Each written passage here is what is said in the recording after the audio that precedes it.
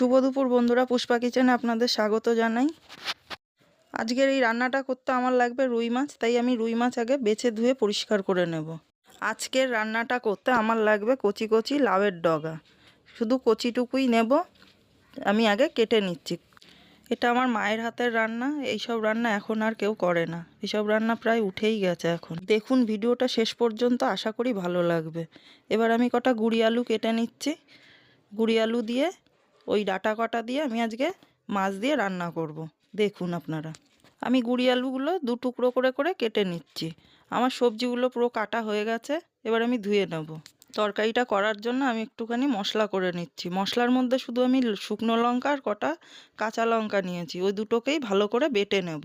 ওইদিকে আমার মাছ, শাক, আলু সব ধুয়ে নেওয়া হয়ে গেছে। এখন আমি মিহি করে শুকনো লঙ্কা আর কাঁচা লঙ্কা কটাকে ভালো করে বাটবো।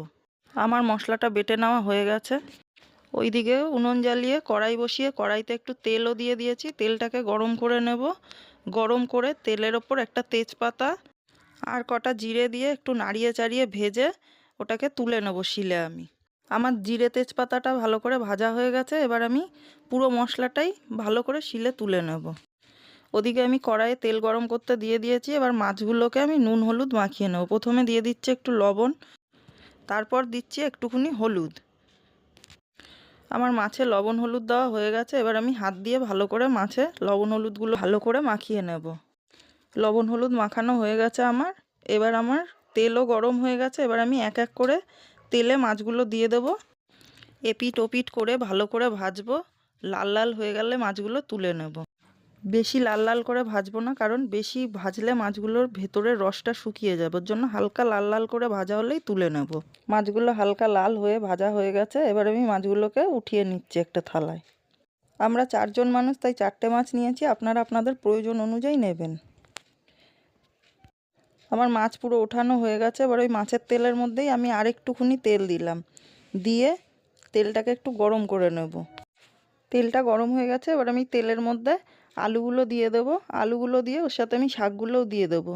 দিয়ে একসাথে আমি ভালো করে নেড়ে চেড়ে একটু ভেজে নেব আলু আর শাকগুলোকে। আমি একটু সময় আলু আর শাক ভেজে নিয়েছি। এবার আমি দিয়ে দেবো স্বাদ অনুযায়ী লবণ, তারপরে দিয়ে দেবো আমি হলুদ, পরিমাণ অনুযায়ী হলুদ দিয়ে আর একটু সময় একটু নেড়ে চেড়ে নেব।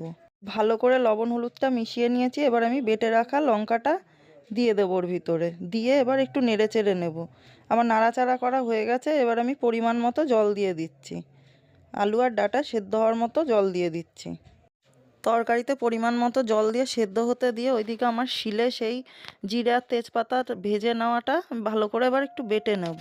আমার ভাজা জিরে তেজপাতাও ভালো করে বেটে নেওয়া হয়ে গেছে। এবার ওটা আমি একটা বাটিতে উঠিয়ে রাখছি, তরকারি নামানোর আগে দেব।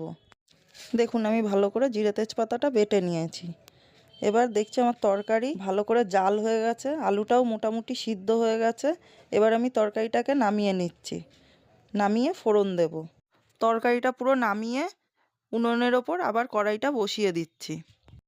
কড়াইয়ে অল্প একটু তেল দিয়ে দেব, দিয়ে তেলটাকে গরম হতে দেব।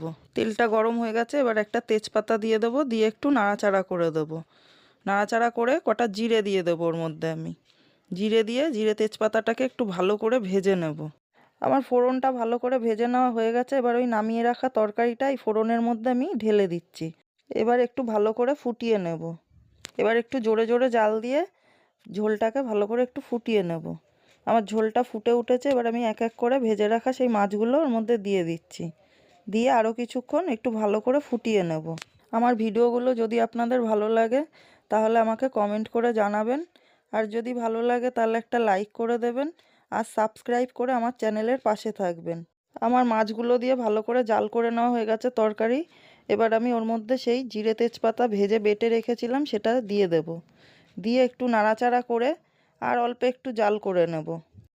তরকারিটা ভালো করে জাল করে নেওয়া হয়ে গেছে। এবার আমি তরকারিটাকে নামিয়ে নেব। তরকারিটাকে এবার আমি একটা গামলার মধ্যে পুরোটা ঢেলে নিচ্ছি। আপনারা ওইভাবে বাড়িতে একবার রান্না করে খেয়ে দেখবেন, খুব ভালো লাগে খেতে। লাউয়ের ডাঁটা আলু দিয়ে পাতলা মাছের ঝোল খাওয়ার জন্য পুরোপুরি এখন রেডি। আমি গরম গরম ভাতের সাথে মাছের ঝোল দিয়ে পরিবেশন করলাম। এই আগেকার দিনের রান্নাগুলো খুব সাধারণ হয়, কিন্তু খেতে খুব টেস্ট হয়। আপনারাও রান্না করবেন এরম করে, খেয়ে আমাকে জানাবেন।